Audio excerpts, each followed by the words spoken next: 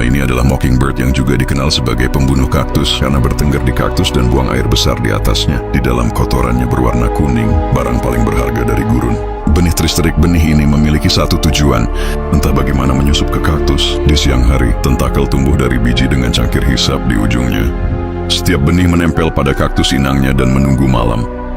Saat kegelapan turun, kaktus membuka pori-porinya untuk melepaskan oksigen dan mengambil karbon dioksida. Pada saat itu tentakel ini memasuki pori-pori dan mulai memakan kaktus dari dalam. Setahun kemudian, bijinya menembus kulit kaktus dan mekar menjadi indah.